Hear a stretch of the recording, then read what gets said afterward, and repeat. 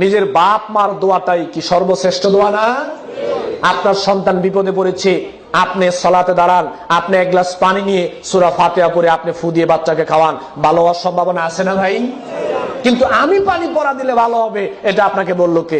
আজকে কিছু গোমর ফাঁস করে পরে যাব, আজকে আমাদের কিছু গোমর পাশ করে পরে এখান থেকে যাব। দেখেন, আপনাকে আমি পানি পড়া দিই, পানি পড়ার সময় দেখবেন পরে আস্তে আস্তে ফু দেওয়ার সময় জোরে একটা ফু দেয় না, পরে আস্তে ফু দেয়, ফু জোরে দেয় পরে আসতে কেন? এটা একটা গোমর আছে যেটা আসতে পরে, এটা যদি জোরে পড়ে আর আপনি যদি শুনতে পারেন তা আপনি হুজুরকে বলেন, ধুর মিয়া এটা তো আমিই পারি, আমার দা বইরা আমি ফু দিব, আপনার লাগতো না।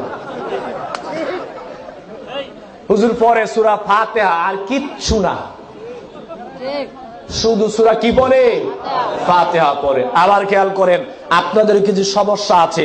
সেই দিন একটা আমাকে বললো যে হুজুর আমার বাপ মা তো মারা গিয়েছে, কয়েক বছর হয়েছে, তো হুজুর আমার বাপ মার জন্য একটু দোয়া করতে হবে, চলেন। আমি বললাম কি ব্যাপার, আপনার বাপ মা কি এখনো জান্নাতে যায় নাই? কারণ প্রত্যেক বছর তো আমাদেরকে নিয়ে দোয়া করান জান্নাতে ফালানোর জন্য, তার মানে এখন দোয়া করলে বোঝা যাচ্ছে যে আসলে জান্নাতে যায় নাই। কয় ভাই এটা কি বললেন? বললাম যে ভাই এত বোকামি করেন কেন? আপনার বাপ মার জন্য আমি কাবা ঘরের ইমাম সাহেব হতে পারি, আপনার বাপ মার জন্য কাবা ঘরের ইমাম সাহেবও যদি দোয়া করে দোয়া কবুল হবে কোনো গ্যারান্টি নাই। হতেও পারে আবার নাও, কিন্তু সন্তান বাপ মার জন্য দোয়া করলে দোয়া কবুল হবে একেবারে 100% গ্যারান্টি। আপনি আপনার বাপ মার জন্য আমাকে দোয়া করতে বলেন কেন? লজ্জা লাগে নিজের বাপ মার জন্য দোয়া করতে?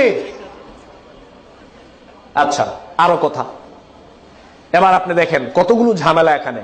আপনি আমাকে বললেন দোয়া করার জন্য, আচ্ছা ঠিক আছে আপনার বাপ মার জন্য আমি দোয়া করব। এবার আপনি আমাকে বাড়িতে নিয়ে গেলেন খাওয়ানোর জন্য, এবার বাড়িতে পেট ভরে খাওয়াইলেন, খাওয়ানোর পরে এবার আমি আপনার বাপ মার জন্য দোয়া করছি, আপনার সামনে খাড়া। বাস্তবতা বাংলাদেশে যা চলেছে এখন চলছে, আপনার সামনে খাড়া, এখন আমি আপনার বাপ মার জন্য দোয়া করছি। দোয়াতে কি কান্না যে হুজুরে কাঁদে, নিজের বাপ মার জন্য হুজুর কাঁদে না, হুজুর আপনার বাপ মার জন্য কাঁদে। আসলে কাঁদে না, পুরাটাই অ্যাক্টিং, একটাও কাঁদে না, চোখ দিয়ে একটুও পানি আসে না কারণ আমি নিজে জানি না।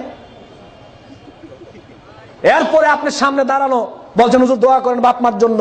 এই যে দোয়া ধরে 15 মিনিট আপনার সামনে হুজুর আপনাকে আপনার বাপ মার জন্য দোয়া করছে, কি সুন্দর দোয়া যে করছে, একেবারে দোয়া করতে করতে এমন অবস্থা হয়েছে যে বুঝা গেলাইছে মনে হয় জান্নাত গেছে, আরেকটু বাকি আছে। এই যে দোয়াগুলো বললো একটাও দোয়া না, সব খালি আপনারা ফার্ম দিছে, কিছুক্ষণ পরে তো পকেটটা ভরে দিতে হবে। কেন বলছি কথাটা দেখেন, এই কথাটা বলতাম না। হুজুরের বাপ মার জন্য দোয়া করাইতে গিয়ে কয়দিন আপনাদেরকে দাওয়াত দিয়ে খাওয়াইছে? কেন খাওয়ায় না? হুজুরের বাপ মার জন্য দোয়া করার জন্য কেন আপনাদেরকে একদিনে দাওয়াত দেওয়া হয় না? আমরা হুজুররা ভালো করে জানি আমগো বাপ মার জন্য আমগো দোয়াটাই কাজে আসবে, আমনে করে আসবে না। আপনারা বুঝেন না, আমগো দোষ নাই, হুজুরগো দোষ নাই, বুঝেন না তো আপনারা। হুজুররা কি করবো? হুজুররাও তো ঠেলাই পরে চাকরি চলে যাবে, বিদায় যেতে হয়। এখন আপনারাই তো হুজুরদেরকে বাধ্য করেন, দায়ী আগে আপনারা। এরপরে দেখেন হুজুরের দোয়ার প্রতি আপনি এত নির্ভরশীল, আপনি তো বুঝতে পারেন না। আমি বক্তব্য দিচ্ছি, আপনি জানেন আমার ইনকামটা হালাল না হারাম? জানেন আমার ইনকাম হারাম হলে মরার আগ পর্যন্ত দোয়া করলে আমি দোয়া, আমার হুজুরের দোয়া কবুল হবে না।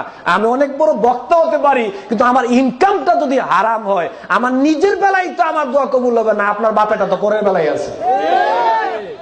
আপনি জানেন আমি শিরিক করি কিনা? জানেন আপনি আমি শিরিক করলে আমার দোয়া কবুল হবে না, মৃত্যুর আগ পর্যন্ত দোয়া করলে দোয়া কবুল হবে না। আমি বেদাত করি কিনা আপনি জানেন? আমার বাপ মার সাথে সম্পর্ক ভালো না মন্দ আপনি জানেন? বাপ মার সাথে যদি আমি হুজুরের সম্পর্ক ভালো না থাকে, আমি হুজুর সারাদিন দোয়া করলে দোয়া কবুল হবে না। রিদার রব্বু ফি রিদাল ওয়ালিদি ওয়া সাখাতার রব্বু ফি সাখাতাল ওয়ালিদি। রাসূল সাল্লাল্লাহু আলাইহি ওয়াসাল্লাম বলছেন যে এই সন্তানের বেলায় বাপ মা সন্তুষ্ট, আল্লাহ ওই সন্তানের প্রতি সন্তুষ্ট। এই সন্তানের প্রতি বাপ মা অসন্তুষ্ট, আল্লাহ সন্তানের প্রতি অসন্তুষ্ট। তো আল্লাহ যেই বেড়ার প্রতি অসন্তুষ্ট, সেই বেড়া দোয়া করলে দোয়া কবুল হইব? বুঝেন না আপনারা, আপনারাই বুঝেন না। হুজুরদেরকে দোষে লাভ নাই, দোষ আগে আপনাদের। এই বিশ্বাসটা মন থেকে তুলে নিতে হবে যে যে কোনো দোয়ার বেলায় খালি হুজুরের দোয়া লাগবে, হুজুরের দোয়া লাগবে। সেদিন এই মোহাম্মদ আলী ভাই দেখলাম একটা প্রোগ্রামে সুন্দর কথা বললো যে সব দোয়ার সব মোনাজাতে খালি হুজুর লাগে, তো স্ত্রী সহবাসের দোয়াই না কেন?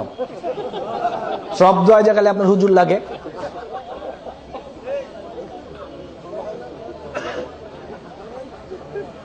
দোয়ার ভার আলেমদের উপর দেওয়া যাবে না। হ্যাঁ, আমাদের উপর দোয়া চাইবেন, আমরাও দোয়া করব, আপনারাও করবেন, কিন্তু কেউ কারো প্রতি একেবারে নির্ভরশীল হওয়া যাবে না। নিজের দোয়াটা নিজের কাছে নিরাপদ, নিজের বাপ মার কাছেই নিরাপদ। সন্তান বাপ মার জন্য দোয়া করবে, রব্বির হামহুমা কামা রব্বায়ানি সগীরা। এটা কি হুজুরকে শিক্ষা দেওয়া হয়েছে না সন্তানকে বাপ মার বেলায় শিক্ষা দেওয়া হয়েছে?